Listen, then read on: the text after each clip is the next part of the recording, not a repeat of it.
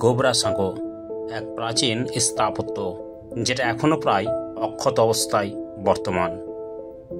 জায়গাটি মুর্শিদাবাদ জেলার সাগরদিঘি ব্লকের মোরগাম খৈরাটি গ্রামের ঠিক মাঝামাঝি বাদশাহী রোডের ওপর অবস্থিত।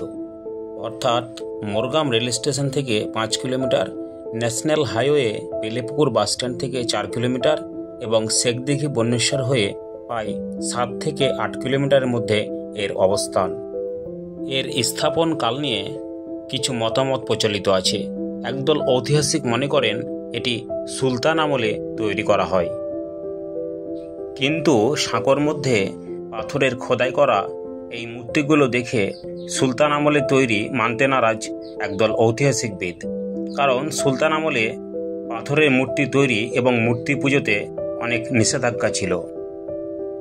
আর একদল ইতিহাসবিদরা মনে করেন এটি পাল আমলে তৈরি এবং এর পক্ষে কিছু যুক্তিও আছে।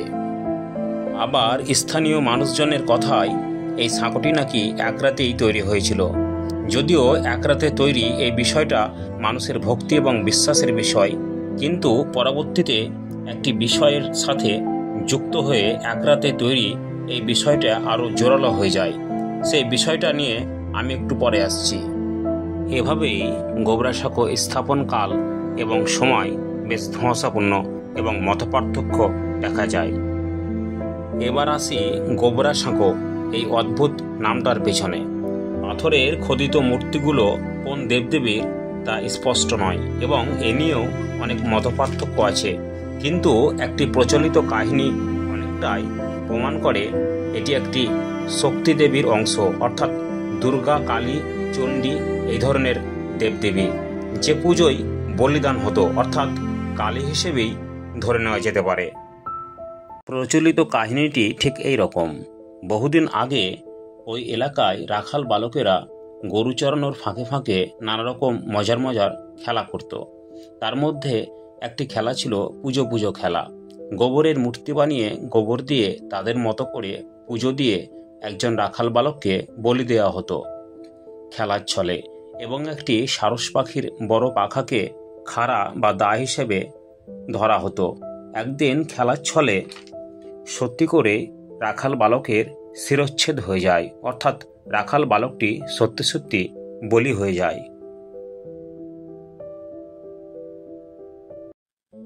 লোককথা অনুযায়ী তখন থেকেই এই খোদিত মূর্তিতে গোবর দিয়ে পুজো হয়ে আসছে, অর্থাৎ পুজোর প্রধান উপকরণ গোবর, এবং সেটা আজও বর্তমান।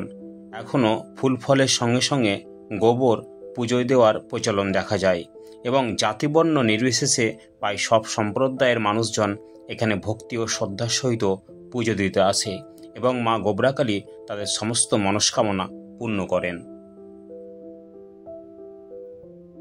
এই পাথরের খোদিত মূর্তিগুলো অনেকবার চুরির চেষ্টা হয়েছে, কিন্তু কেউ সফল হয়নি।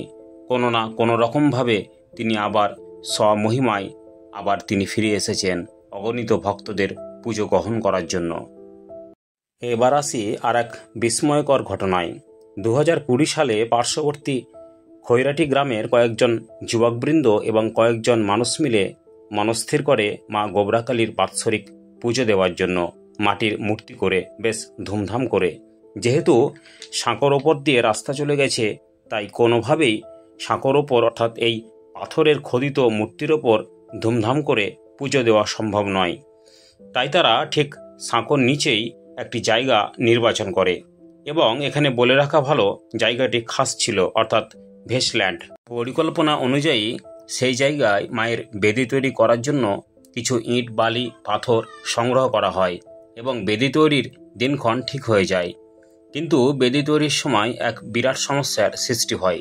যেহেতু জায়গাটি ভেস্টল্যান্ড ছিল, সেহেতু ব্লক থেকে বা গভর্নমেন্ট জায়গাটিকে এক ব্যক্তিকে দেওয়া হয়েছিল ইটের ভাটা করার জন্য।